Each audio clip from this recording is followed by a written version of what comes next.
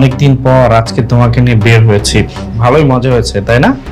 হ্যাঁ, মাইন্ডটা পুরো ফ্রেশ হয়ে গেছে। তোমার মাইন্ডটা আরো ফ্রেশ করে দিব। চলো রুমে চলো, দেখবে মাইন্ড আরো ফ্রেশ হয়ে গেছে। চলো। কি ব্যাপার, বাসার মধ্যে এরকম সাউন্ড আসলো কি করে? বাসাতে কেউ নেই। আমিও তো বলি বাসায় তো কেউ ছিল না, কি এরকম কাশি দিল? হ্যাঁ তাই তো, কে কাশি দিল? তুমি এমন ছাড়া তো কেউ নেই।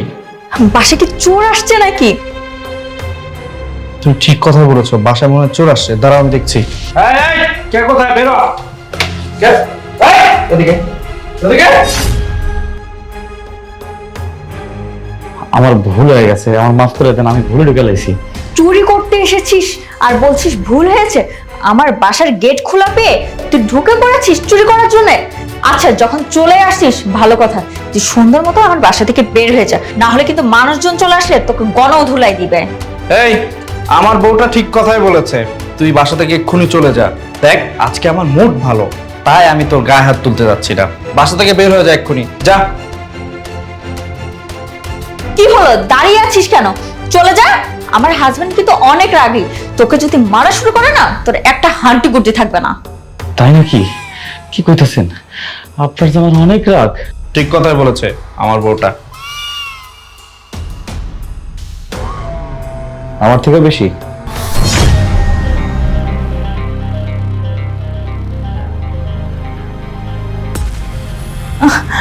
আশিক, তুমি এখানে? ও কেন আমার হাজবেন্ড হতে যাবে? আমার হাজবেন্ড তো তুমি। তুমি না 3 মাসের জন্য ঢাকার বাইরে গিয়েছিলা, তোমার 3 মাস পর আসার কথা ছিল, তুমি হঠাৎ করে বাসায় এই টাইমে? ঢাকার বাইরে খুব ইম্পর্টেন্ট একটা মিটিং ছিল, যার কারণে 3 মাস পর আসার কথা ছিল। কিন্তু হঠাৎ করেই না আমার কাছে একটা কল চলে আসলো, আমার ঘরের মধ্যে আরো ইম্পর্টেন্ট মিটিং হচ্ছে। ইস, এই কথা শোনার পর না আমি এখানে থাকতেই পারলাম না, চলে আসলাম। বুঝছো কি, কতদিন যাবত এসব চলছে? আমি না তোমাকে খুব বিশ্বাস করতাম, তোমার প্রতি খুব ভরসা ছিল আমার, সবকিছু চুরমার হয়ে গেছে। তোমার বাহিরের মানুষের প্রতি খুব লোভ, তাই না?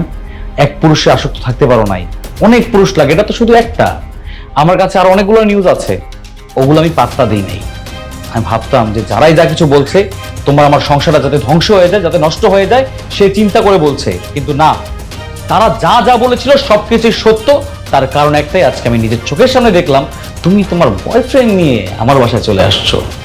আশিক, তুমি যখন সবকিছু জেনে গিয়েছো, আমি তোমাকে সত্যিটা বলেই দিই, আমি ওকে পছন্দ করি আর ভালোবাসি। এই জন্য আজকে আমি ওকে বাসায় নিয়ে এসেছিলাম। আই এম সরি আশিক, আমি ভুল করেছি। কি বন্ধু, আমার কথা এবার বিশ্বাস হলো?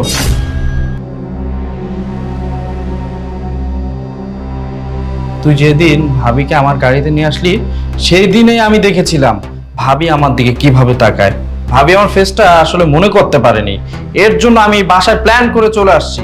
দেখেছিস, 2 দিনের মাথায় ভাবি আমাকে বাসায় নিয়ে আসছে রুম ডেট করার জন্য। ভাবি মানে?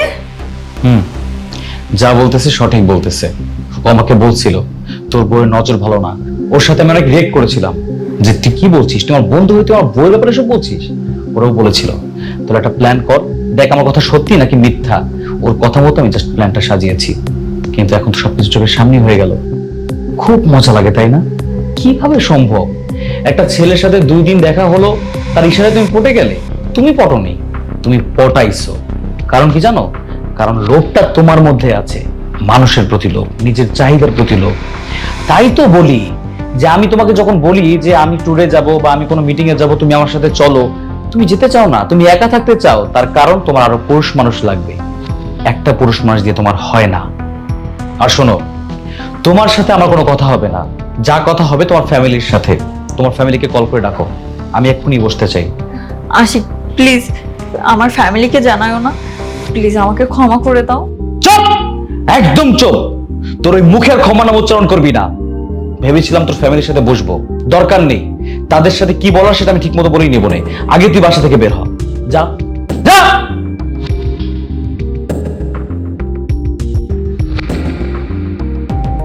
তোর কথাটাই সত্যি হলো।